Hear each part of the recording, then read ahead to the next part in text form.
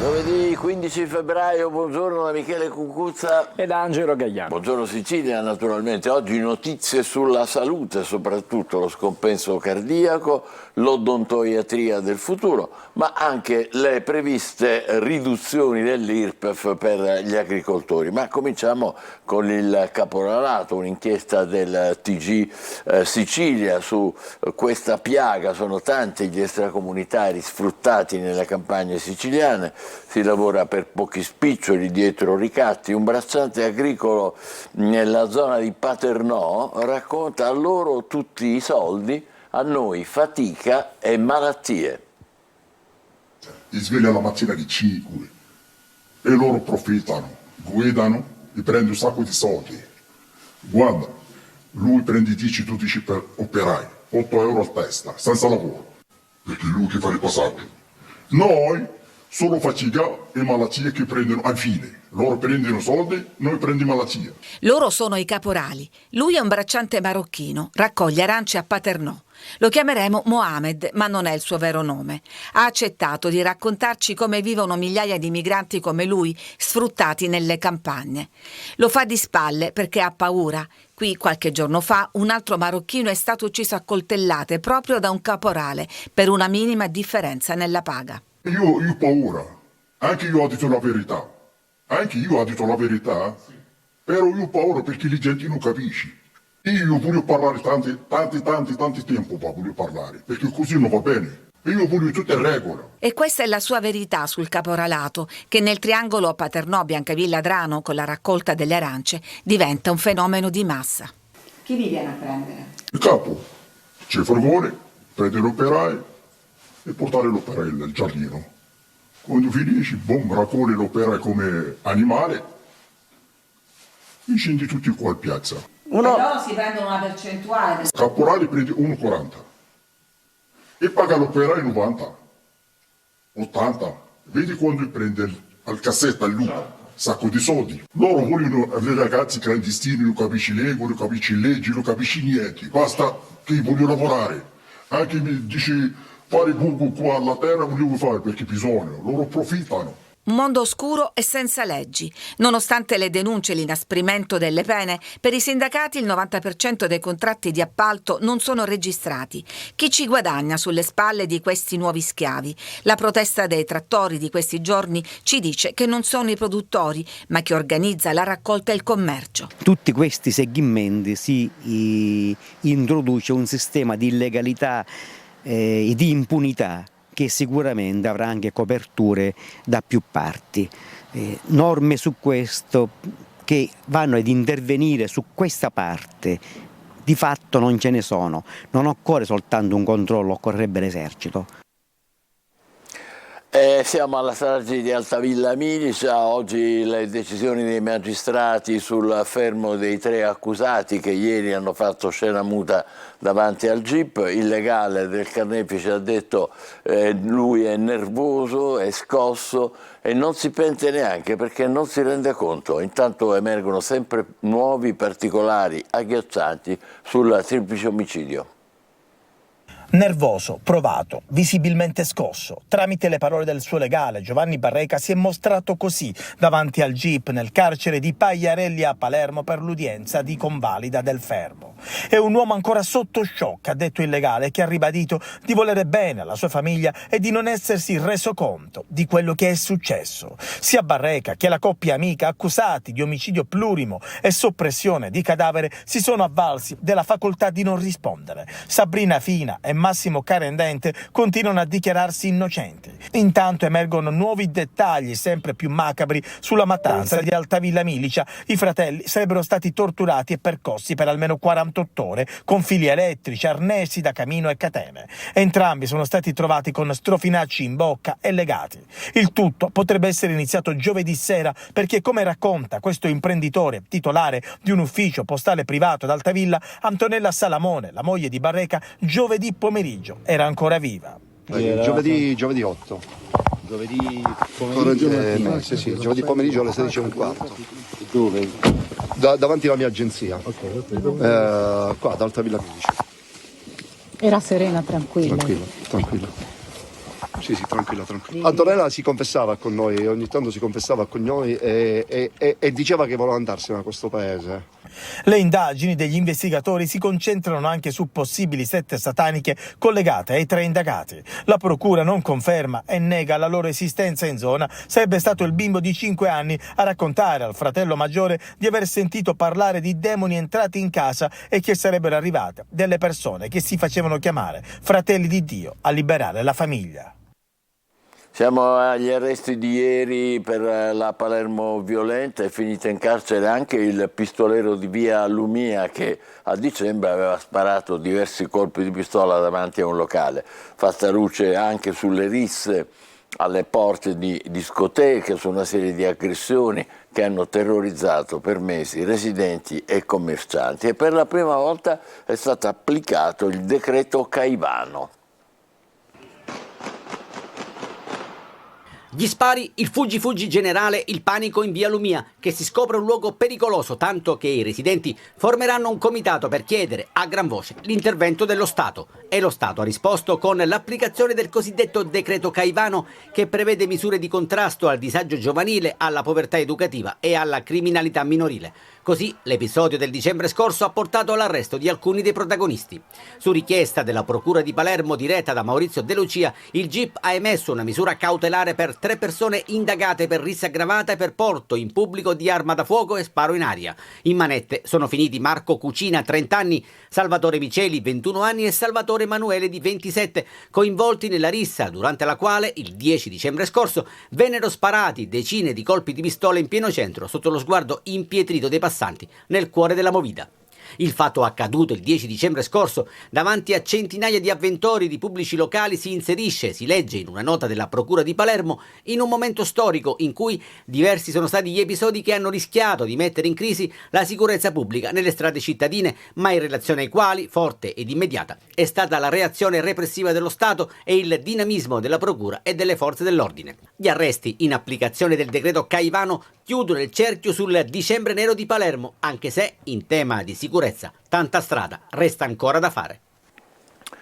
Adesso vediamo con Angelo Gagliano che dicono i quotidiani su questo. Allora, partiamo proprio da quest'ultima notizia, dal giornale di Sicilia, la prima pagina, preso il pistolero della Movida, questo è il titolo scelto dal quotidiano, dal giornale di Sicilia. Arrestato dopo 2 mesi il 30enne, sfuggito una prima volta alla cattura, che sparò nella notte di fuoco di via La Lumia per la stessa rissa. Un altro giovane finisce ai domiciliari.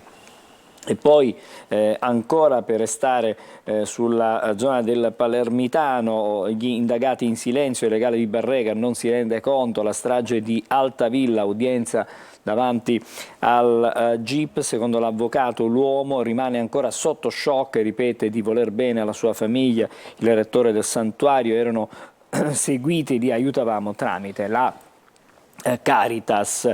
Questo per i fatti più strettamente legati alla cronaca, ma c'è anche cronaca che riguarda i trattori non si fermano, cortei ogni giorno, agricoltura in crisi, la Sicilia resta sotto assedio. Ieri c'è stata una manifestazione a Palermo, per oggi annunciata iniziativa ad Agrigento, Caltanissetta, Enna, ma anche sulle Madonie, domani a Marsala. A Roma si attende il voto finale sul mille proroghe con i tagli all'IRPEF. Questa è la situazione diciamo sul fronte della protesta legata per l'appunto ai trattori. Lasciamo la prima pagina del giornale di Sicilia e adesso siamo sulla Sicilia di Catania, che ha in alto proprio 2 misteri, mette insieme 2 misteri.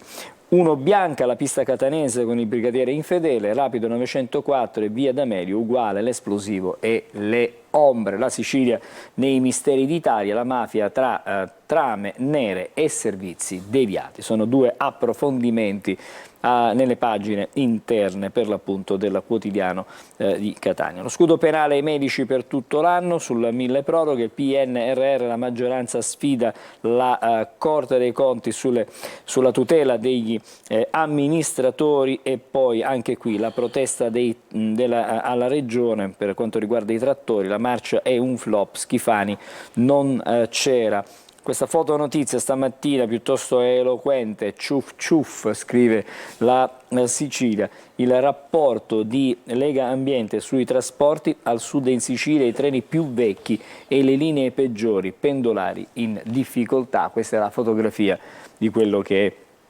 evidentemente la situazione della linea ferrata in Sicilia e anche nel resto, diciamo, del meridione. Carnefice sotto shock, non si rende conto di cosa sia successo, così non può pentirsi la strage di Altavilla. E poi ci sono altre notizie che riguardano intanto il comune di Randazzo, gravi interferenze per i troppi legami con soggetti sospesi e lo scioglimento per l'appunto dell'amministrazione, del comune, della giunta, il processo poi per abusi, gesto goliardico, parroco con Benigni che a Sanremo strizzò i genitali a Baudo. Insomma, questa è un'altra storia, poco a che vedere con la cronaca siciliana, ma cerchiamo di vedere qualche cosa, di approfondire qualcosa di quello che abbiamo letto. Intanto sulla prima pagina, la 1 bianca, depistaggi e legami con Catania. La Procura di Bologna ha aperto un nuovo fascicolo sulla banda criminale che seminò terrore dal 1987 sino al 1994. Le rivendicazioni firmate dalla Falange Armata e la figura del brigadiere Macauda puntano dirette alle cime dell'Etna. Il nuovo capitolo sul braccio armato che terrorizzò l'Emilia Romagna apre ponti criminali con Cosa Nostra e sistemi deviati. L'inchiesta, l'approfondimento per l'appunto è di Laura Di Stefano. E poi la pista nera nelle stragi dall'84 al 92, come abbiamo visto. La procura stavolta di Firenze, ma anche quella di Caltanissetta, stanno lavorando sul ruolo della destra eversiva negli eccidi del Rapido 904 e in quelle di Via D'Amelio. 2 filoni paralleli tra brogliacci e letture di carte. Questo è quello che viene stamattina approfondito per l'appunto nelle pagine interne dalla Sicilia. Poi si parla anche di trattori, i trattori alla regione ma a vuoto. Schifani non era stato informato. La protesta, l'assessore Luca Sammartino si è detto pronto a sostenere il comparto agricolo. Questa è una foto della protesta degli agricoltori ieri per l'appunto a Palermo. Dal quotidiano sempre la Sicilia siamo sulla pagina di Catania. C'è questa riflessione, un'attenta analisi su quella che è il turismo a Catania, turismo che non spende. L'analisi dell'agente di viaggio in un momento in cui il settore avverte delle difficoltà: chi visita la nostra città è attirato da folklore e mercati ma va via deluso per la sporcizia e per i servizi che non funzionano. Questo è quello che viene evidenziato, un'analisi con un agente di viaggio sulla situazione del turismo nella nostra città. I dati non sono confortanti perché il turismo verso Catania è un turismo che spende poco e che non sempre lascia la città con sensazioni positive, dai servizi che non sempre rispondono alle aspettative di chi è abituato a ben altro, alla mancanza di pulizia, a cominciare da quella dei mercati che vengono visitati con grande curiosità. E poi qualche altra notizia: in via Vincenzo Giuffrida, sempre su Catania, fatta esplodere una bomba carta dentro un distributore di sigarette. E per la cronaca Randazzo, scatta pestaggio per 2, 1 è grave, i carabinieri sono sulle tracce dei picchiatori. Questo per la Sicilia e la città di Catania. Adesso andiamo chiaramente alla sua provincia. Stavolta siamo su Repubblica Palermo, la strage di Altavilla, il silenzio dei colpevoli, scrive Giovanni Barreca, e i coniugi Massimo Carandende e Sabrina Fina non rispondono alla GIP, sono in isolamento perché minacciati nel carcere. L'indizio della colonna di fumo sabato, questo è un altro particolare. Poi a Cefalù il rudere della magia nera che evoca la villetta dell'orrore, è una storia che viene raccontata nelle pagine interne. Le indagini invece per quanto riguarda la sparatoria di via La Lumia, presi i 3 della sparatoria, applicato il decreto Caivano. Questo è dunque la prima pagina di Repubblica Palermo. E allora vediamo un po' qualche approfondimento anche in questo caso. I 3 accusati della strage non rispondono al giudice. Carneficina di Altavilla, interrogatori di garanzia per Giovanni Barreca e i coniugi Massimo Carandente e Sabrina Fina, che restano in silenzio, sono in isolamento perché minacciati nel carcere e c'è questo indizio della colonna di fumo che si vedeva sabato mattina. Gli esami tossicologici riveleranno se la figlia era in stato di shock oppure drogata, quindi si aspettano i risultati. E poi vedete il pastore evangelico Emanuele Gambino: noi liberiamo dal diavolo con la preghiera, ma ho incontrato persone alla deriva. Questa è la testimonianza di questo pastore. E andiamo invece a leggere di questo rudere a Cefalù, il rudere della magia nera che evoca la villa dell'orrore di Altavilla. La casa dell'esoterista Crowley conserva graffiti che testimoniano riti occulti anche recenti. Lasciamo questa vicenda e poi invece parliamo di sanità, ma di sanità certamente con delle difficoltà. C'è una denuncia al Policlinico, 1 anno di attesa e poi la beffa. La TAC è rotta, si cerchi un'altra struttura. Dovrei fare l'esame all'occhio ogni 6 mesi e non posso permettermi di farlo in un centro privato. Hanno annullato la prenotazione con una mail. Ho chiesto spiegazioni, sono stati molto sgarbati. Questa è la testimonianza di questa persona che avrebbe dovuto fare, per l'appunto, una persona di 66 anni, si chiama Anna Russo, pensionata, ha già saltato 2 esami. Così il racconto nelle pagine di Repubblica. Adesso vediamo la prima invece della Gazzetta del Sud, che torna all'operazione di ieri contro lo spaccio. Messina, lo spaccio a fondo fucile, il ruolo di un infermiere tra tamponi a domicilio e green pass falsi, il blitz all'alba, 26 arresti della polizia, al centro di tutto i traffici di droga della famiglia Coppolino. Questo è dunque il resoconto. E poi ancora, vedete, cominciamo a proiettarci anche sui fatti di carattere nazionale. Rigopiano, condannato l'ex prefetto in appello per la strage del 2017, costò la vita a 29 persone, 22 sono state le assoluzioni. Prima di chiudere stamattina uno sguardo anche ai fatti di carattere sportivo, perché ieri turno infrasettimanale in Lega Pro, il Catania perde ancora, i rossazzurri scivolano ancora, scrive la Sicilia nelle pagine interne, altro che playoff per la Serie B, c'è il serio rischio dei play-out, reazione pari a 0, questo è quello che scrive la Sicilia. Invece il Messina perfetto, piegato pure il Sorrento, si sbloccano Plescia e Luciani che nella ripresa risolvono una gara aperta e divertente. Mi fermo qui. Ci fermiamo provvisoriamente qui, fra poco la rassegna stampa con i quotidiani nazionali. State con noi, buongiorno Sicilia.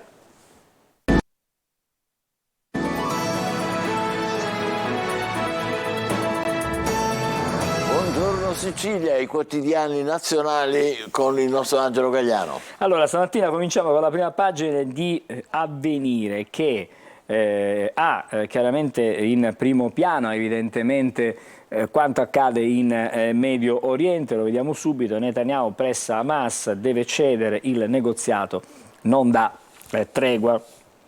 Però diciamo a metà pagina si parla di casa e di sé. Il governo apre a una revisione. C'è stato un incontro, un forum famiglie sul peso dell'assegno unico e la riforma del sistema fiscale. Quindi c'è una proroga dell'IVA per il terzo trimestre, uno scontro con la magistratura contabile sullo scudo, diciamo, erariale. È un tema che viene affrontato stamattina su diverse testate. Questo su Avvenire. Poi per il Messaggero, come vedi, grosso modo siamo sempre lì, perché si parla della striscia di Gaza, la tensione però tra Israele e Vaticano, perché ci sono parole pesanti da parte del cardinale Parolin. Intanto Netanyahu blocca la trattativa di pace, Erdogan vede al-Sisi, quindi ci sono manovre evidentemente per cercare di trovare una soluzione, ma si parla anche di statali, stretta sul lavoro agile, 1000 proroghe, non verrà prolungato il diritto allo smart working per i dipendenti fragili, per tutto il 2024 scudo erariale agli amministratori pubblici, medici in pensione a 72 anni. Poi c'è la vicenda Agnelli, l'accusa dei PM, l'eredità all'estero, un piano preordinato, insomma qui una vicenda familiare che ha adesso una saga piuttosto tesa, risvolti adesso giudiziari. Però E poi c'è questa bella fotonotizia in prima pagina per il calcio italiano, immenso Ciro, ora la Lazio sogna, andata di Champions con il Bayern Monaco, decide un rigore di Immobile e quindi la Lazio ieri ha vinto la sua partita. Vediamo adesso invece gli altri quotidiani, siamo sul Corriere della Sera. NATO e Stati Uniti, doppio allarme, tensione tra Vaticano ed Israele che replica a Parolin, frasi deplorevoli. Stoltenberg invece della NATO, aumentate le spese militari, i repubblicani, pericoli per la sicurezza, c'è un vertice al Congresso. Questo dopo che Trump aveva detto esattamente. Chi non paga la NATO non sarà difeso. Esatto, proprio così. E poi Meloni e Schlein sale sul ring fuori secondi, c'è questo duello fra le due leader, la prima chiaramente il Presidente del Consiglio, la seconda la Schlein, il capo diciamo, dell'opposizione del PD. Attenzione poi al processo d'appello per la strage di Rigopiano, ci sono 8 condannati, tra questi anche l'ex prefetto. Poi perseguita i figli, durissimo scontro in casa Agnelli e torna di nuovo la saga della famiglia Agnelli e in questa primissima, con queste 2 foto si torna a parlare di femminicidi perché c'è una confessione shock, la confessione del finanziere che ha ucciso sorella e madre della ex, il litigio, gli spari, le 2 vittime, a René il colpo di grazia. Insomma un racconto agghiacciante di questa ennesima vicenda davvero che ha dell'incredibile. Destra divisa, comincia la politica a entrare adesso nella rassegna con la minaccia di Salvini, scontro tra Lega e Fratelli d'Italia sullo stop al terzo mandato, se Meloni non cede, premierato in bilico e Zaia si candida, allarme di Cantone sulla cancellazione dell'abuso d'ufficio, con il taglio cadono le condanne già emesse. E la strage di Cutro, accusati gli ufficiali della finanza per mancato soccorso. Ma la fotonotizia stamattina, vedete, scintille tra Israele e Vaticano, Parolin deplorevole su Gaza, il cardinale aveva definito sproporzionata la reazione militare, questa è la replica invece di Israele. Poi i venti di guerra che non finiscono mai di soffiare, nonostante ci siano tensioni e conflitti da tutte le parti. Gli USA temono adesso l'arma segreta del Cremlino, parla la premier lituana, la NATO fermi Putin. Un blitz intanto ucraino con i droni militari affonda una nave russa. Insomma, gli scenari sono davvero tanti e così complessi, ma intanto si continua a combattere. La mozione Meloni-Schlein, la Lega no agli inciuci, c'è un'intervista al ministro Lollobrigida, Salvini attacca, i suoi mi esprimono stima. Quindi insomma bisognerà vedere dov'è evidentemente la verità. Anche qui Israele contro Parolin, frasi deplorevoli, Vaticano, la difesa non sia carneficina, e poi il retroscena, il consenso del Papa dietro il cardinale che ha parlato evidentemente dopo aver consultato il Santo Padre. Siamo al decreto 1000 proroghe e leggiamo insieme: pensione a 72 anni e scudo penale per arginare la fuga dei medici. Questa la soluzione. E poi 2 fotonotizie. Da una parte Gianbruno, io e Giorgia, il conduttore parla dell'amore e della figlia. Dall'altra parte, nell'altra fotonotizia, la magia del mio salone, la festa del libro di Benini sarà pieno di vita. Sono evidentemente 2 storie completamente diverse. Adesso siamo al giornale. Con l'intervista intanto al ministro Nordio sulla giustizia. La giustizia cambia e ne andiamo fieri, queste sono le sue parole. Spiega la riforma, da oggi più garanzie, limiti al carcere preventivo, sequestri anche anche ai sequestri dei cellulari. Ma intanto la D della RAI è sotto scorta, il silenzio rosa su Mara Venier, deplorevole, torna il gelo, Israele e Vaticano, per ritornare alle parole del cardinale Parolin. Il Fatto Quotidiano Salvini vuole vietare i cortei contro Israele, una proposta di legge del capogruppo leghista Romeo, norma anti-Gali, più poteri al Viminale per proibire le piazze pro-Palestina e alla RAI un daspo contro gli artisti impegnati. Questo è quello che scrive il Fatto Quotidiano. Leggiamo anche Libero. Agnelli, volano gli stracci, mamma ci perseguita, il virgolettato, l'atto di accusa dei legali di John, Lapo e Ginevra contro la madre che contesta la divisione dell'eredità e lei replica: voglio solo giustizia. Un altro pistola di Capodanno. Pistola. Questo è quello che in milanese vuol dire un po' fuori. Sì, Joelier e gli spari dalla finestra. Questo è quello che scrivono stamattina comunque sul Siccome Libero. spara gli danno del pistola, Sì. no, insomma, gioco di parole. E adesso siamo invece al manifesto.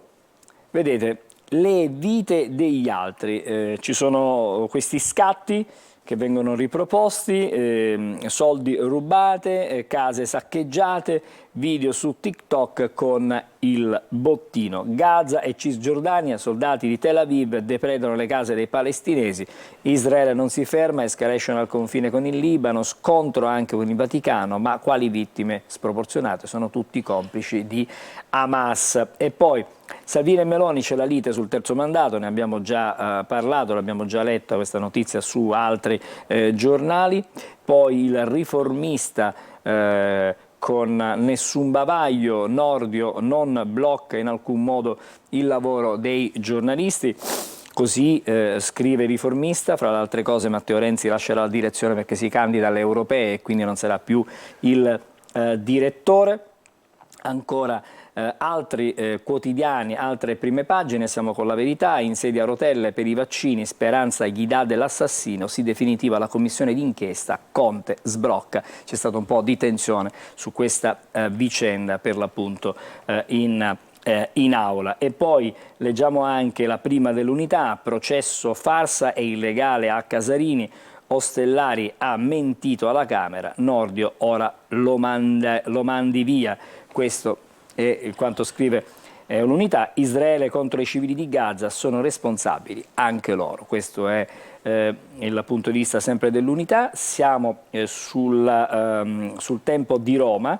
Conflitto in Medio Oriente, scontro fra Vaticano ed Israele. Questo è il titolo in primo piano questa mattina sul Tempo. Secondo il cardinale Parolin la risposta è sproporzionata di Tel Aviv nella striscia. L'ambasciatore della Santa Sede, abbiamo qualche problema, vediamo un po', dichiarazione deplorevole, irresponsabile e Hamas, assegnata scorta anche alla D-Rai per la solidarietà agli ebrei dopo il Sanremo filo Gaza. E anche qui possiamo vedere impresa Lazio in Champions, Immobile manda KO il Bayern di Monaco. Questo è il Tempo. Siamo praticamente in chiusura e leggiamo l'ultimo titolo, lo facciamo dalla Nazione di Firenze.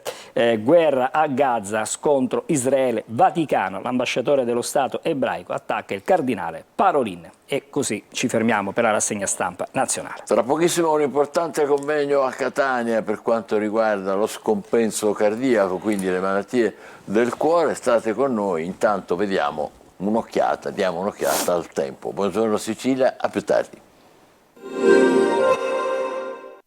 Un saluto e ben ritrovati da Sofia Inglese di Trebi Meteo. Ci attende un giovedì stabile ed assolato su gran parte del nostro territorio, qualche nuvola in più solo sul ponente ligure ma senza precipitazioni e banchi di nebbia nelle ore fredde sulle pianure del nord. Nel dettaglio ora la Sicilia, sole assoluto protagonista nella giornata di giovedì, con qualche velatura in transito di tanto in tanto ma senza conseguenze in termini di precipitazioni. La ventilazione a tratti sostenuta con mari da poco mossi a localmente mossi solo al largo. temperature che non subiranno particolari variazioni. Nel corso della giornata di venerdì ancora sole assoluto protagonista, sempre con qualche velatura in transito, la ventilazione in attenuazione, mari infatti calmi o poco mossi. Le temperature saranno in ulteriore lieve rialzo di qualche grado, valori infatti che nelle ore centrali potranno anche raggiungere i 18-19 gradi. Per tutti i dettagli aggiornate o scaricate l'app di Trebi Meteo.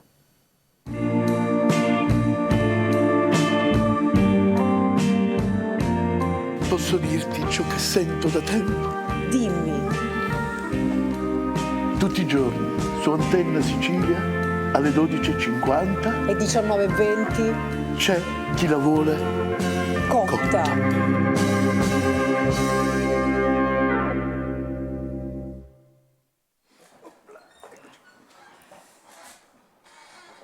Eccoci di nuovo in diretta, dobbiamo parlare di un convegno importante che ci sarà a Catania domani e sabato per quanto riguarda le malattie del cuore. Scompenso cardiaco 2024, stato dell'arte, prospettive future. Si svolge all'Hotel Plaza, in Viale Ruggero di Lauria, e tra i protagonisti sono i nostri due ospiti, il professor Corrado Tamburino, che è capo dipartimento cardio-toraco-vascolare e direttore della cardiologia al Policlinico, e il dottor Alessio Lamanna, che è direttore di cardiologia al San Marco di Catania. Benvenuti entrambi. Cominciamo innanzitutto dalle cose di base. Che cos'è lo scompenso cardiaco?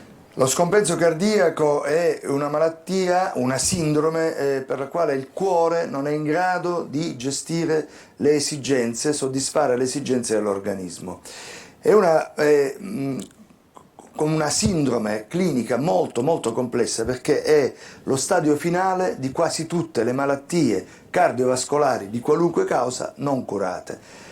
L'importanza, ne parlerà poi il dottor Alessio Lamanna, che è il coordinatore di questo congresso e l'anima di questo congresso, l'importanza di questa malattia, lo scompenso cardiaco, è legata al fatto che numerose condizioni cliniche portano allo scompenso e che c'è un grande interesse sia da un punto di vista sociale che sanitario che della ricerca scientifica, perché le nuove frontiere della medicina e della tecnologia aprono sempre nuove porte e quindi siamo in continuo movimento da un punto di vista genetico, da un punto di vista farmacologico, da un punto di vista interventistico. E quindi questo lo vedremo nel congresso, in questo convegno che ci sarà domani e sabato a Catania.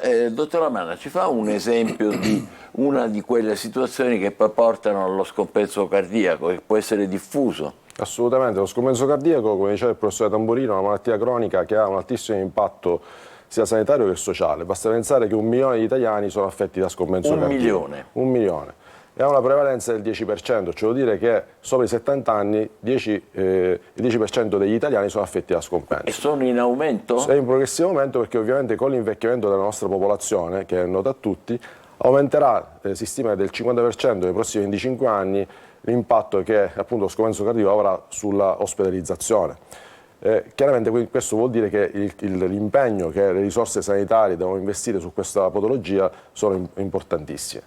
Le cause dello scompenso sono praticamente qualsiasi cardiopatia può esordire o evolvere verso l'insufficienza cardiaca.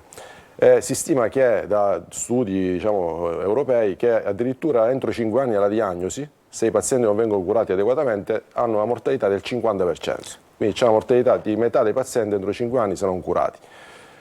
Per fortuna negli ultimi anni sono venuti fuori dei farmaci molto efficaci che possono realmente modificare la prognosi di questi pazienti. In questo evento scientifico in programma a Catania si parlerà appunto tra l'altro di queste innovazioni che riguardano sia la terapia che i farmaci, è vero? Assolutamente, infatti ci sarà un focus oltre che sulle patologie che appunto provocano lo scompenso, quindi la cardiopatia ischemica prima tra tutte e poi le varie forme di cardiomiopatie, cioè malattie del muscolo cardiaco. Ci sarà un focus sia sulle nuove tecniche di diagnosi, che è il cosiddetto imaging cardiaco, quindi fondamentalmente l'ecocardiografia e la risonanza magnetica, che sono le due principali branche diagnostiche che vengono utilizzate in questa patologia, e poi un focus anche sulle terapie, sia farmacologiche, i cosiddetti pilastri della terapia dello scompenso. Alcuni farmaci ormai sono diventati veramente fondamentali per la cura di questi malati, e poi terapie anche non farmacologiche, quindi interventistiche, come per esempio il defibrillatore impiantabile, che è quella macchinetta che può salvare la vita a questi pazienti. Questo è importante perché ne parliamo spesso, diciamo che sono numerosi ambienti sportivi, eccetera, che devono avere il defibrillatore. Adesso andiamo alla Sì, diciamo che questi pazienti hanno un rischio alto di avere aritmie ventricolari, cioè aritmie che possono evolvere verso anche la morte improvvisa. Per cui oggi la scienza e anche ovviamente la clinica si sta concentrando sull'individuare quei pazienti che sono a maggior rischio di andare incontro appunto a questo evento che è la morte improvvisa, per poter individuare quelli che si possono avvantaggiare dell'impianto di questi dispositivi, che sono appunto impiantabili, personalizzati, diciamo. Esatto. Sì. Ecco, Questa è una medicina di precisione, per avere come dire, sartoriale. E quindi il focus di questo congresso sarà su questi argomenti. E questo significa, come dire, facendo tutti gli scongiuri, voi permettete, consentire di prolungare la vita dei pazienti, innanzitutto, no? Allora, il principale responsabile dello scompenso cardiaco siamo noi, perché curando i malati e salvando le vite creiamo dei pazienti cronici. Quindi quando un paziente arriva con un infarto importante che rovina il 30, il 40% del muscolo cardiaco, gli salviamo la vita con la rete dell'infarto facendogli l'angioplastica, ma creiamo un paziente cronico che negli anni avrà bisogno sempre di cure e attenzioni.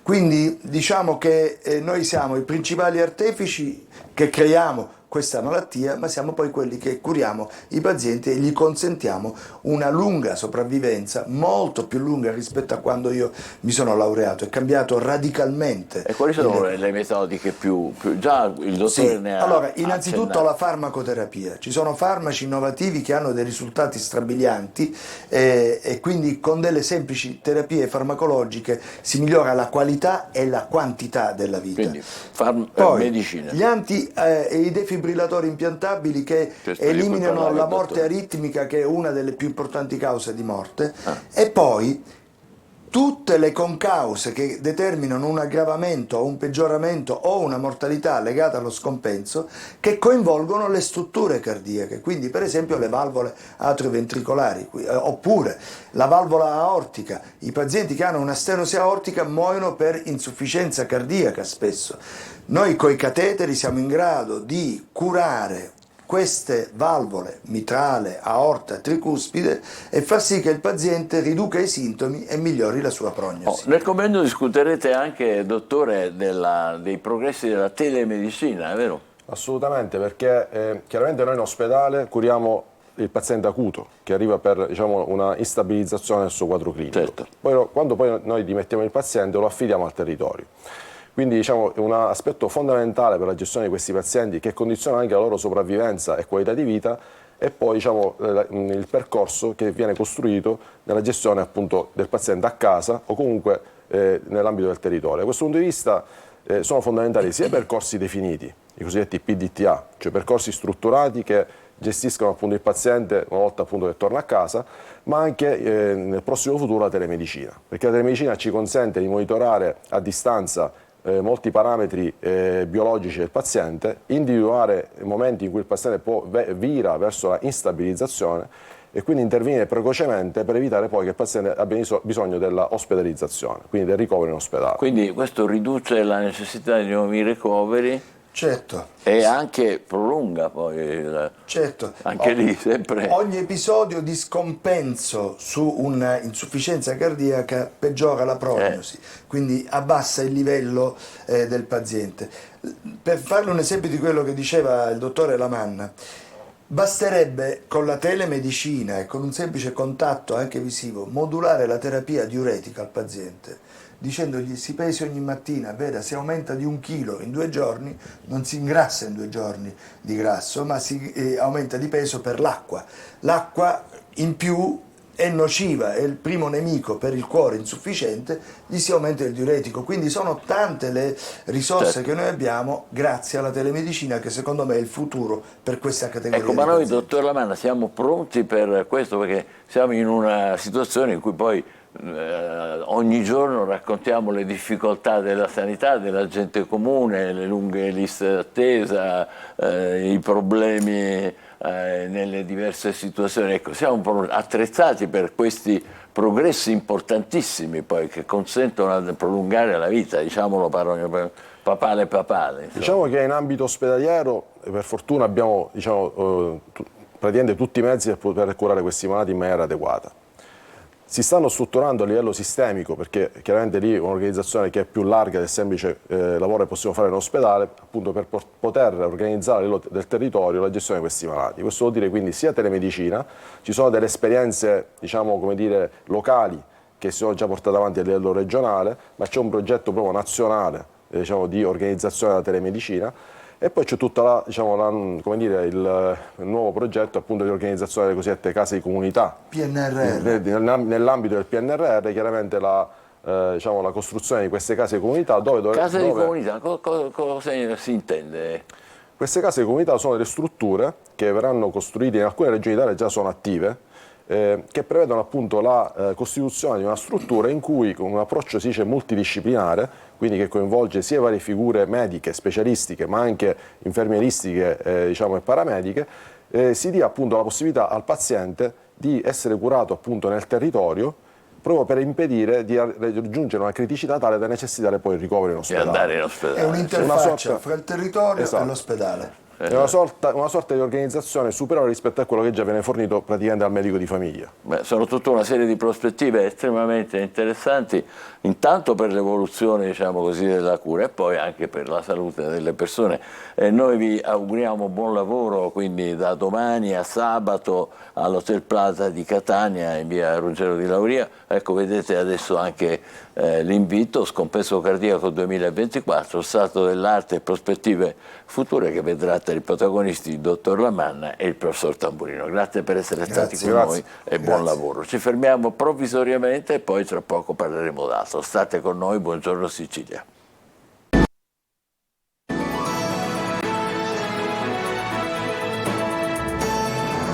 Sicilia, parliamo di agricoltori, lo facciamo con Graziano Scardino, che è presidente regionale della CIA, Confederazione Agricoltori Italiani. Buongiorno, benvenuto. Non parliamo di trattori, quelli che si vedono in manifestazione con voi, no? Per chiarire.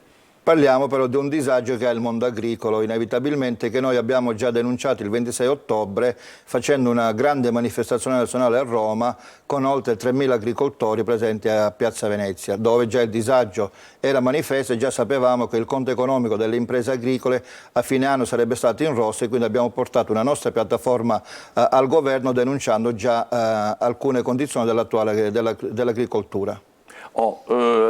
In ballo in queste ore c'è la riduzione dell'IRPEF. Se non ho capito male dovrebbe riguardare 10.000, fino a 10.000 euro abolizione, 50% tra 10 e 15.000. Su questo voi siete ampiamente favorevoli? Ma noi siamo favorevoli perché consideriamo l'abolizione dell'IRPEF sicuramente non la madre di tutte le battaglie, nel senso che è un punto, perché dal 2017 di fatto l'IRPEF ogni anno è stata esentata.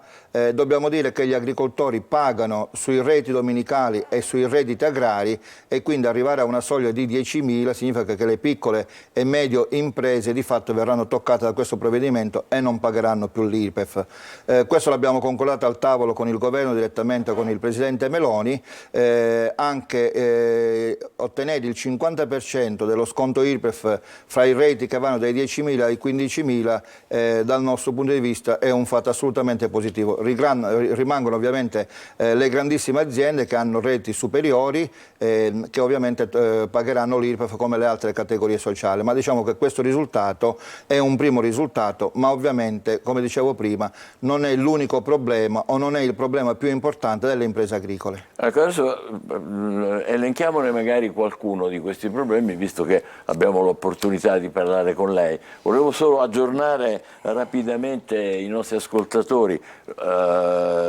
Scardino e la CIA non affianca i trattori, che invece a loro volta sono anche divisi.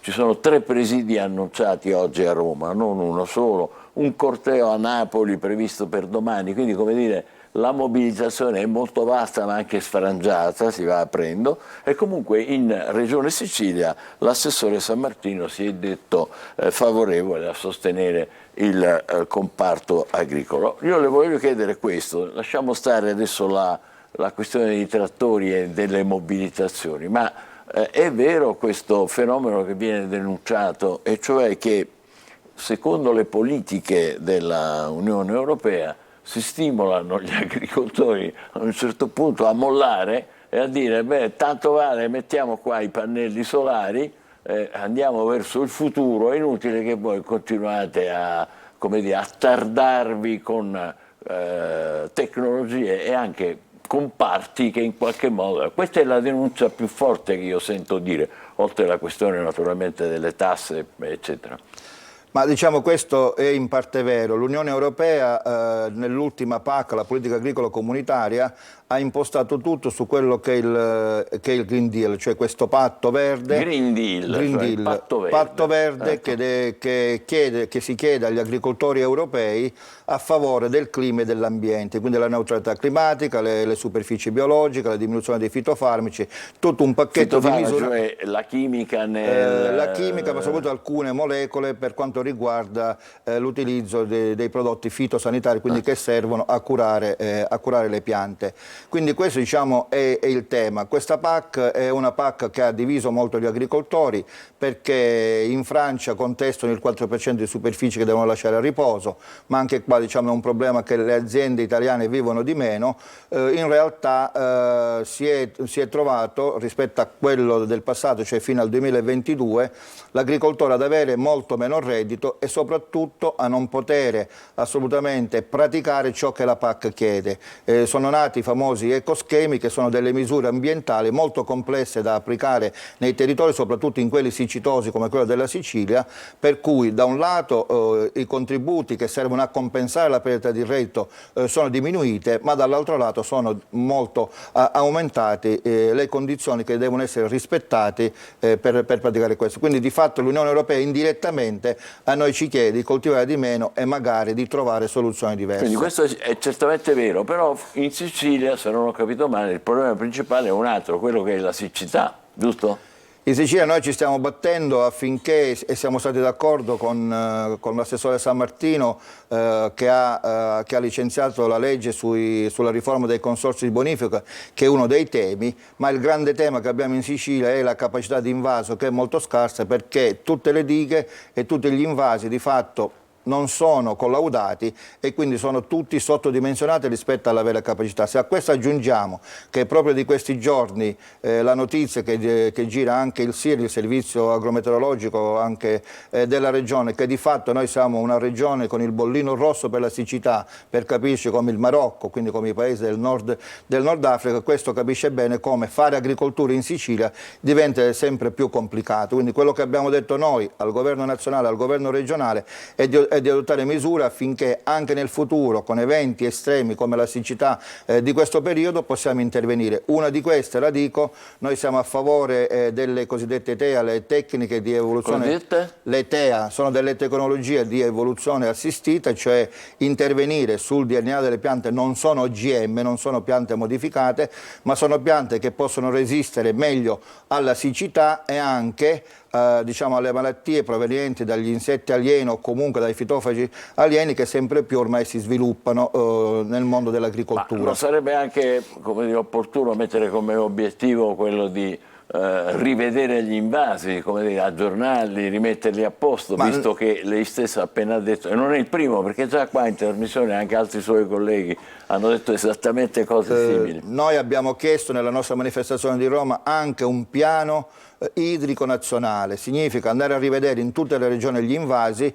Poi dobbiamo dire una cosa, che la distribuzione dell'acqua è a carico dell'assessorato generale all'agricoltura e quindi dei consorzi di bonifica, ma l'invasamento dell'acqua cioè la captazione dell'acqua e quindi le dighe, sono a carico del Ministero delle Infrastrutture. Quindi è nazionale. E quindi è nazionale. Questa dicotomia molto spesso ha creato la non possibilità di avere acqua sufficiente ogni anno per irrigare. Aggiungiamo che quest'anno già l'acqua necessiterebbe in questo periodo, quando invece tendenzialmente le risorse idriche dovrebbero riempire gli invasi, per capire lo scenario apocalittico che si può sviluppare da qua ai prossimi mesi con l'arrivo dell'estate, ricordandoci il mese di luglio, quando io venni anche qua a parlare della peronospora, ci furono gli incendi, ci furono i 48 gradi, come dire, che erano temperature mai toccate. Quindi quello che noi stiamo chiedendo, un serio piano anche di prevenzione, quindi oltre all'emergenza andare anche a pianificare, se vogliamo che l'attività agricola continui a esistere in Sicilia, continua a creare reddito, continua a creare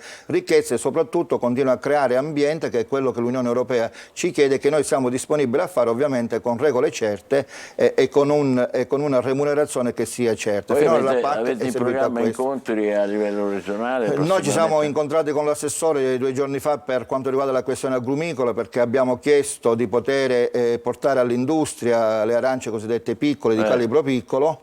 Abbiamo un tavolo sul vitivinicolo giorno 20, dove andremo a chiedere non solo i 25 milioni di euro della finanziaria per la filiera vitivinicola, ma di creare tutto un percorso sull'OCM vino, e abbiamo chiesto insieme ad altri colleghi un tavolo di incontro per pianificare questi prossimi mesi e quindi, diciamo, partendo dall'emergenza andare alla prospettiva. Noi abbiamo anche altre due richieste importanti che facciamo ai governi e quindi alla politica in generale, ce le dica. Che è quello del principio della cosiddetta reciprocità. Oggi le manifestazioni sono partite, diciamo, contestando il 4%, poi contestavano la PAC, oggi si arriva al giusto prezzo. Noi nella nostra piattaforma già a ottobre abbiamo denunciato che non c'è un giusto prezzo per i prodotti agricoli, e quindi le imprese agricole producono molto spesso sotto costo, perché abbiamo altissimi costi di produzione e un prezzo poi del prodotto diciamo all'agricoltore poco remunerativo. Questo perché? Perché arrivano prodotti da fuori, e quindi vorremmo che su questo venisse rispettato il cosiddetto principio della reciprocità, ovvero se io produco a determinate condizioni con standard qualitativi ben definiti, utilizzo di alcuni principi attivi, tempi di sospensione e quant'altro, noi vogliamo che i nostri consumatori, i nostri cittadini e noi stessi, che siamo a nostra volta consumatori, possiamo consumare quei prodotti che siano salvi alla stessa maniera. Così non avviene, per cui tutti gli accordi commerciali come potrebbe avvenire? Con una barriera di tipo... Ma più che barriera, con degli accordi commerciali seri che prevedono degli standard qualitativi, sia per quanto riguarda la manodopera agricola che viene impiegata, che costa 1/10 di quella che costa ovviamente, diciamo, nell'ambito regionale e nazionale e anche europeo, ma anche utilizzando principi attivi che per esempio in Europa sono banditi da almeno 20 anni e che nei paesi del Nord Africa in modo particolare e in altri stati vengono regolarmente utilizzati. L'esempio per tutto è quello del grano canadese, che viene importato ma che viene di fatto maturato attraverso il principio del glifosato, che oggi noi non usiamo quasi più, e quindi questo, diciamo, i consumatori lo devono sapere e poi starà loro scegliere. Ma finché non c'è questo principio di reciprocità noi subiremo gli alti costi di produzione, perché siamo nei paesi occidentali, e di fatto avremo un prodotto che viene, non dico svenduto, ma non è remunerato, e non è competitivo e non è remunerato rispetto ai costi che sosteniamo. Molto chiaro, certo. Le facciamo, come dire, in bocca al lupo. Quando sarà il prossimo incontro? Il prossimo incontro è il 20 di febbraio all'assessorato sulle filiere in regione, e aspettiamo la convocazione dal Presidente Meloni per continuare il tavolo nazionale, dove siamo stati convocati insieme alle altre 2 organizzazioni professionali per continuare il percorso istituzionale che noi vogliamo fare insieme al governo. Bene, buon lavoro allora, e fateci sapere naturalmente quali sono gli sviluppi. Grazie, io sono disponibile a riferire quello che... Sono tutti temi che riguardano poi noi consumatori, naturalmente. Ma noi abbiamo anche nella nostra piattaforma chiesto un patto con il consumatore che consumi i prodotti nostri, perché sicuramente sono più salubri e ottenuti da tecniche produttive che l'Unione Europea, nel momento in cui ci dice che dobbiamo essere green, da un lato ci impone, però dall'altro lato serve a tutti, perché questo ambiente, con un clima che ormai si parla di crisi climatica, credo che interessa a tutti rispettarlo. Grazie. Graziano Scardino, Presidente regionale della CIA, Confederazione Agricoltori Italiani. Buon lavoro. Buon lavoro pausa, e buona giornata. E tra poco parleremo di nuovo di salute, questa volta denti e odontoiatria del futuro.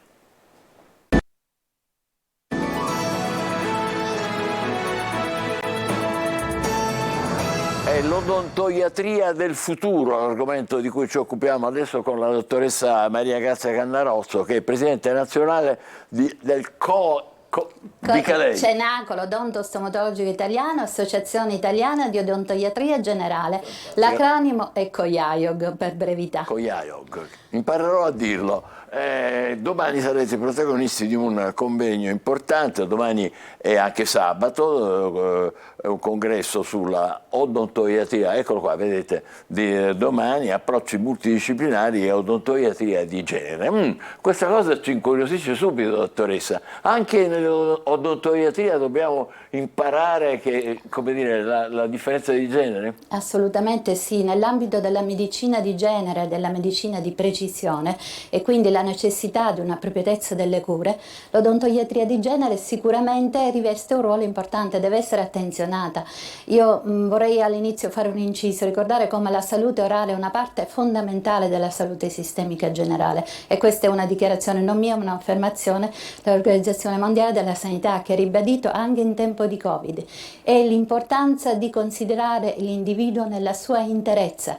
Noi non abbiamo praticamente, non viene da noi un paziente che porta un dente su un articolatore, questa è una frase che mi piace dire, ma dobbiamo considerare il paziente per quanto riguarda un approccio olistico, la sua interezza, e la salute orale all'interno di questo, ormai acclarato scientificamente, come riveste un ruolo fondamentale per quanto riguarda la salute sistemica generale, quindi la salute a livello cardiocircolatorio, la salute a livello di diverse malattie autoimmuni. Nello specifico l'odontoiatria di genere non vuole essere una...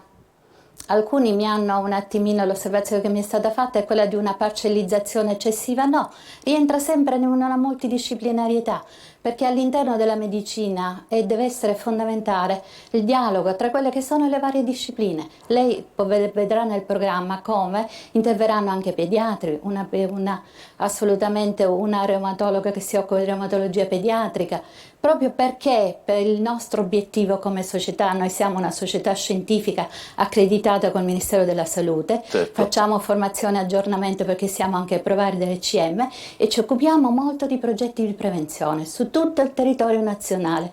Noi siamo un'associazione proprio a livello nazionale. E qual è il diverso tipo di intervento, dottoressa? Detto un po' così, terra, banale, visto che c'è un'odontoiatria di genere. Ebbene, l'approccio deve essere un attimino più personalizzato. Dobbiamo considerare che per quanto riguarda, ci sono delle specificità proprie per quanto riguarda la donna, la fluttuazione ormonale, eventi come uno stato di gravidanza, la menopausa e così via, e chiaramente un cambiamento di quello che è il metabolismo endocrino. Questo deve essere attenzionato perché questo ha importanza, e per quanto riguarda la salute orale, soprattutto il cavo orale, a livello di quello che può essere ad esempio il parodonto. Già dal menarca incominciano quelle che sono le prime modificazioni a livello del pH della saliva, e questo è importante.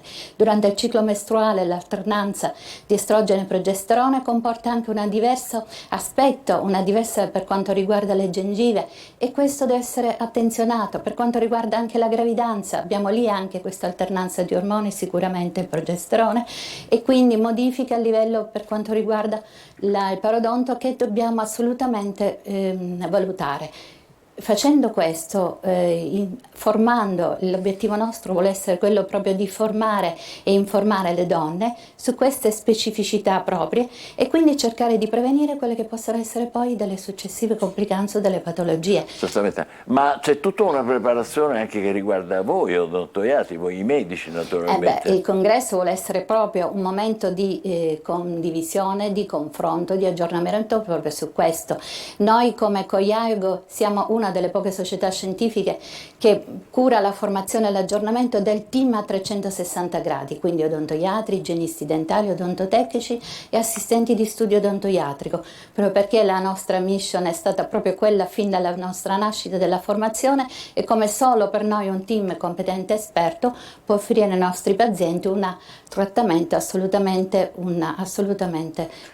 consono. Una domanda generale, dottoressa, invece, per quanto riguarda la salute del nostro paese, come vanno le cose? Stiamo migliorando o peggiorando? C'è maggiore attenzione, c'è più sensibilità sui temi dell'odontoiatria, oppure siamo ancora un po' così, arranchiamo un po'? Allora, il lavoro che noi facciamo come società scientifiche non siamo solo noi siamo all'interno della FISM, quindi sono tante le società scientifiche che lavorano proprio per un meccanismo di prevenzione. Certo, ancora siamo un po' lontani perché la maggior parte dell'odontoiatria viene esercitata, viene espletata, la parte pubblica è poco, quindi l'accesso comunque ancora è limitato, per cui ci sono fasce della popolazione, soprattutto le fasce più fragili, che ancora risultano Più essere fragili, scoperte. cioè? Gli anziani? Gli anziani, assolutamente, gli anziani o le persone anche non abbienti. E allora il nostro obiettivo vuole essere quello proprio di insistere sulla prevenzione. Se lei considera la prevenzione nel nostro campo, è semplice, non necessita di ausili diagnostici, di strumentazioni costose.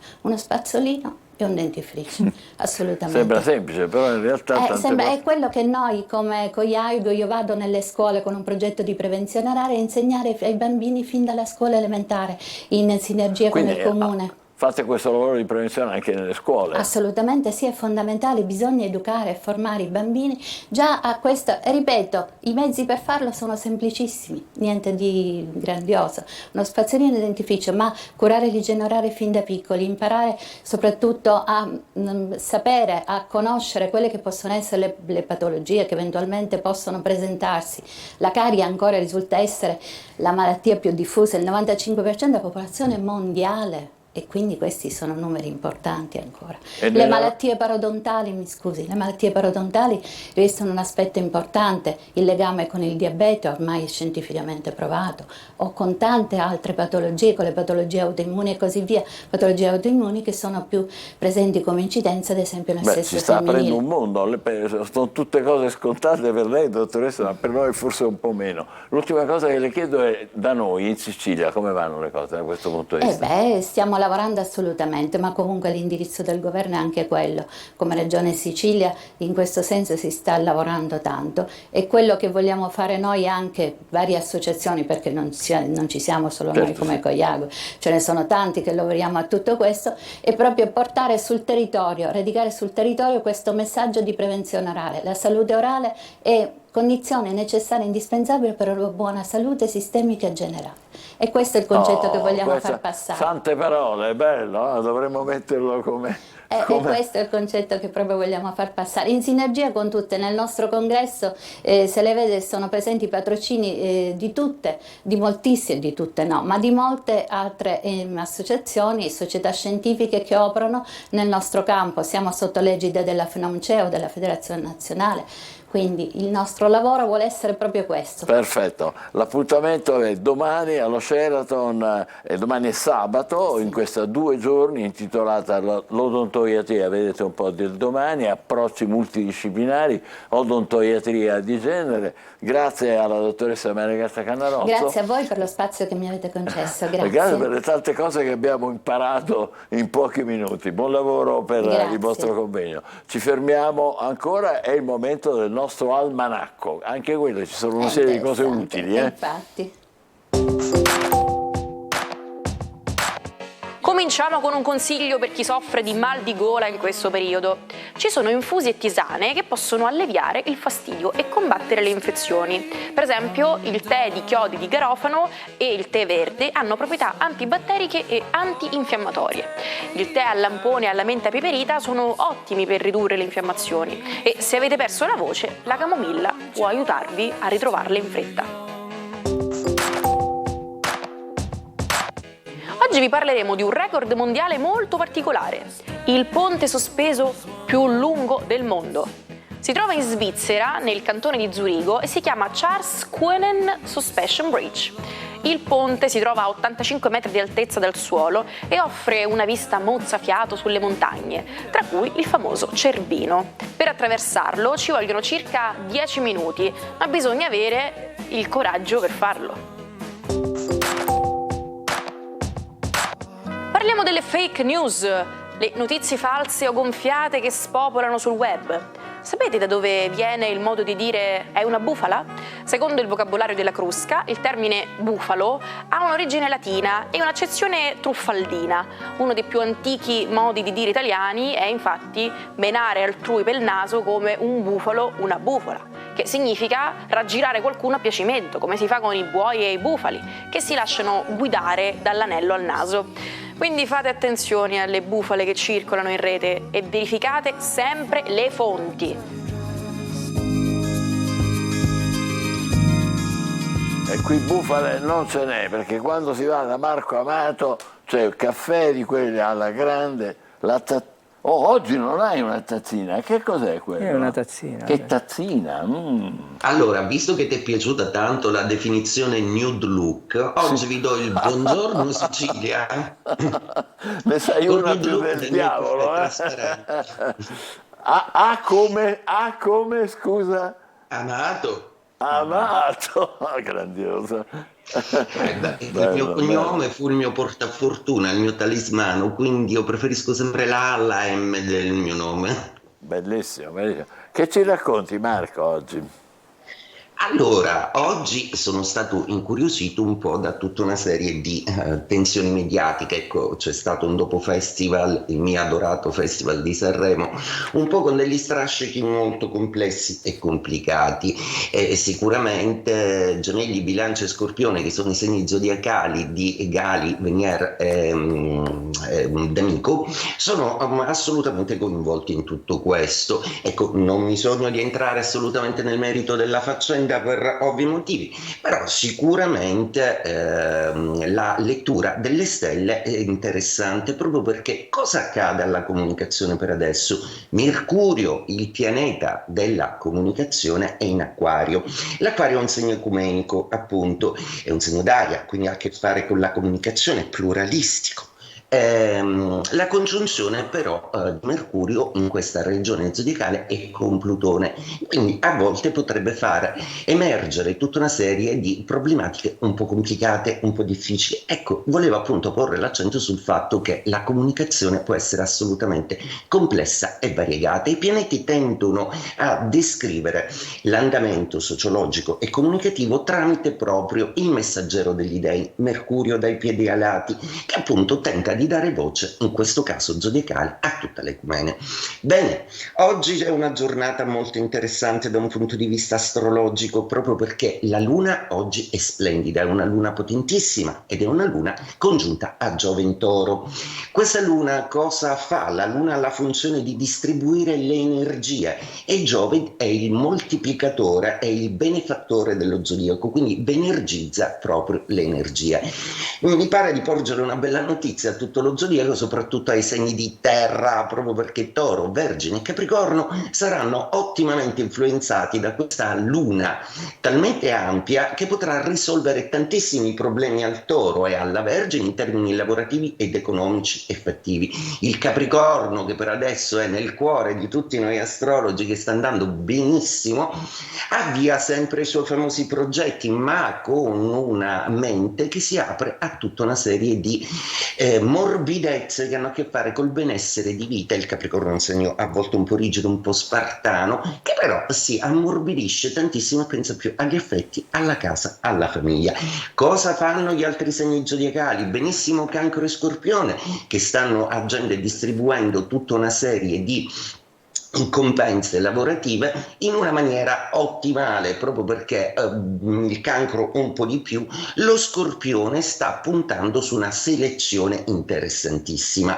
I Pesci godono di questa giovianità in quanto è uno dei suoi pianeti. Giove assieme a Nettuno costituisce proprio il segno zodiacale dei Pesci, sta svettando verso nuove ambizioni che sta nutrendo in maniera molto sistematica e molto seria a Saturno nel segno, quindi è assolutamente concreto e centrato per adesso. Cosa fanno gli Aria? Sicuramente Gemelli, Bilancia, Acquario hanno un'escalation a livello sentimentale, proprio perché i Gemelli si riprendono la loro verve mondana e tornano di nuovo simpatici e coinvolgenti. Bilancia, che è sempre un po' più decompressa dallo stress che l'ha caratterizzato in questi mesi e che sta piano piano ricominciando a vivere meglio i sentimenti. Acquario per adesso può tutto, per il semplice motivo che la compagine planetaria che lo sta attraversando è assolutamente la più ricca dello zodiaco per adesso, quindi idee nuove, obiettivi nuovi e tante versioni di un segno che ha tante personalità, tante quante sono le stelle del firmamento. E per ultimi Fuoco, a cui non va affatto male oggi, proprio perché questa generosa luna accende nella voglia di essere più concreto, effettivo, non solo da un punto di vista sentimentale ma proprio pratico. Ecco, Ariete oggi si occupa di soldini e progetti legati proprio al benessere economico. Leone, assolutamente sempre più ambizioso e fattivo nella sua voglia di rivoluzionare la sua vita sentimentale, pratica, lavorativa. Un po' tutto vuole rivoluzionare il Leone, vediamo più là cosa farà. Sagittario, sempre in giro per il mondo con le sue idee. Oggi il Sagittario è un po' dispersivo, quindi non perdetevi nella valutazione di cose che probabilmente non sono proprio necessarie oggi. E detto questo, con la mia tazzina Nude Look vi auguro un'ottima giornata. Una giornata in Nude Look, grazie a Marco Amato. Adesso diamo ancora un'occhiata ai giornali. Tecnologia stamattina, Michele, pensa Sì. a Manhattan con il visore che fonde reale e virtuale in un mondo nuovo di efficienza dispotica. Guarda, questi occhiali consentono di vedere la realtà, ma sul loro schermo ci sono anche le app da manovrare spostando mani e dita nell'aria. Una cosa particolare, e alla fine ti viene il dubbio se stai vivendo nella realtà, in un mondo tutto virtuale, oppure in una singolare commistione fra esseri umani e computer. Bene, Un nuovo strumento tecnologico. In bocca al lupo per il futuro. Noi invece torniamo indietro al 15 febbraio del 1898, era il giorno di nascita del principe de Curtis, Totò, il principe della risata. Popolare, è nato nel popolare rione della Sanità, è morto nel 67 purtroppo. Guardate la sua maschera fantastica, attore, comico, poeta, cantante, ha lasciato un'impronta indelebile nella cultura italiana, grande Totò. Ma il 15 febbraio è anche il giorno in cui il Canada cambia la sua bandiera. Nel 1965, ecco la foto, la regina Elisabetta II proclama la foglia d'acero come nuovo simbolo nazionale del Canada da applicare su una bandiera rossa e bianca. Un altro evento che ha segnato la storia del 15 febbraio è l'arresto di Renato Vallanzasca, il bandito. Questa è una sua foto più famosa e temuta degli anni 70, protagonista di numerose imprese criminali, riuscì ad evadere più volte fino alla sua cattura definitiva nel 1987. Dalla violenza alla pace, il 15 febbraio del 2003, guardate un po', 3 milioni di persone sfilano per le strade di Roma in una delle manifestazioni più grandi della storia italiana. Lo scopo della protesta è di dire no alla guerra in Iraq che il presidente americano Bush vuole scatenare contro il regime di Saddam Hussein, e che poi appunto c'è stata. Ma il 15 febbraio è anche una data che ha a che fare con l'amore, o meglio con la sua mancanza. Ieri San Valentino, 15 febbraio, la Chiesa Cattolica ricorda il giorno di San Faustino, che è il patrono dei single, ovvero di coloro che non hanno ancora trovato la loro anima gemella. Quindi oggi è San Faustino, buono a sapersi. Infine, il 15 febbraio, una data che ha fatto la storia della musica italiana. Lo vedete, era giovanissimo, Eros Ramazzotti, ha vinto il Festival di Sanremo nell'86 con Adesso tu, una delle canzoni più belle e emozionanti di quelle che ha scritto lui, con la sua voce graffiante, il suo stile pop rock che ha conquistato pubblico e critica, è diventato un successo internazionale e ha lanciato la carriera di Ramazzotti, che da allora ha pubblicato 14 album in studio, vendendo oltre 60 milioni di dischi nel mondo. Ci lasciamo con Adesso tu di Ramazzotti. Buongiorno Sicilia, appuntamento a domani. A domani.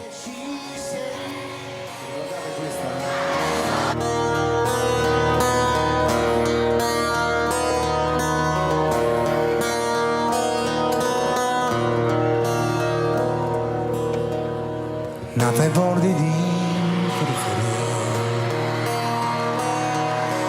dove tram non vanno manco più, dove l'area popolare è più facile sognare che guardare in faccia la verità.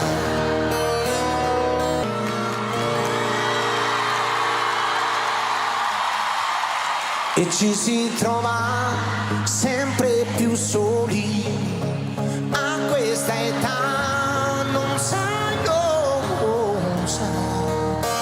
ma quante corse